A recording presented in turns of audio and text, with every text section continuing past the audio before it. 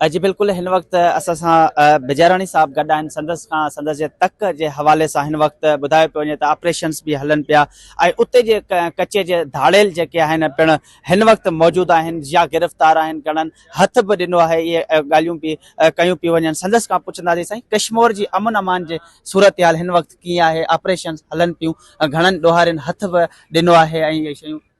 दादा इहो तव्हांखे ख़बर आहे त हिकिड़ी सरेंडर पॉलिसी थी हुई जंहिंमें होम मिनिस्टर ज़ियाल हज़ार साहब उते आया हुआ शिकारपुर में ऐं कश्मीर शिकारपुर घोटकी सभिनि ज़िलनि जा उते SSPs बि हुया IG सिंध साहब बि आयो ऐं उन सरेंडर पॉलिसी में काफ़ी माण्हुनि जेको आहे सरेंडर कयो पर उहा शइ जेका आहे असां चाहियूं पिया जेका उहा शइ अञा ताईं कोन थी आहे ऐं अमन अमान जे हालात में अञा ताईं बि थोरो मसइलो उते आहे डिस्ट्रिक्ट मां पंहिंजे कश्मीर जी ॻाल्हि कंदुमि उते इहे जेके रोज़मर्रा जूं वारदातूं मोटरसाइकिल फुरूं माण्हुनि जो शहरनि में बाइक्स जो चोरियूं ऐं इहे वारदातूं अञा हलनि थियूं माण्हुनि खे जेके आहिनि धमकी आमेज़ कॉल्स अचनि थियूं त इहे सभु शयूं आहिनि ऐं उन में SP साहब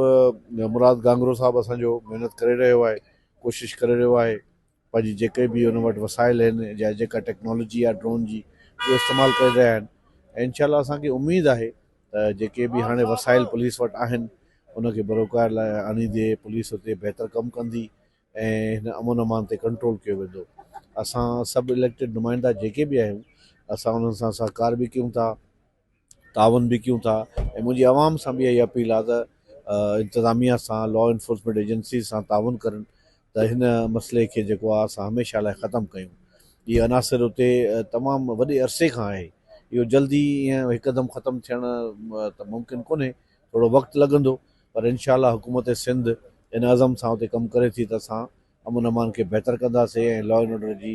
सिचुएशन बहितर करे आवाम खे इहो रिलीफ ॾींदासीं सर ख़ासि तौर ते जेके पुलिस जूं कार्रवायूं आहिनि या उन जूं कोशिशुनि खे छा उतां जा इलाइक़े वासियुनि समेत अवी मुतमिन आहियो अगरि पुलिस ॾिसो कार्रवाई करे थी पई महिनत बि करे थी पई उन सां गॾु रेंजर्स बि सपोर्ट में आहे ऐं उहे गॾिजी सॼी कमु करनि था उनखे अञा बहितर करण जी ज़रूरत आहे ऐं असां वटि सुठा डायनेमिक ऑफिसर्स आहिनि हेॾे शिकारपुर में असांजो शादेब चाचड़ साहबु आहे हेॾे मुराद गांगरो साहबु आहे त उहे ॿई जॉइंटली कमु पिया करनि ऐं क्रिमिनल माण्हू त ॾिसो पंहिंजी वारदात करे क्राइम करे हिकिड़ो करे वेंदो आहे पर उनखे कर्टेल करणु उनखे काउंटर करणु हाणे उन में असांजी पुलिस जो कमु आहे ऐं लॉ इन्फोर्समेंट एजेंसीज़ जो कमु आहे त हू महिनत करनि था असां बि उन्हनि खे जिते जिते हेल्प थिए थी उहा हेल्प जे लाइ असां बि हमेशह मदद कयूं था उमेदु इहा ई आहे त इनशाला बहितरी ईंदी ऐं हिन मामले खां नासूर खां हमेशह लाइ जान छुटंदी असांजी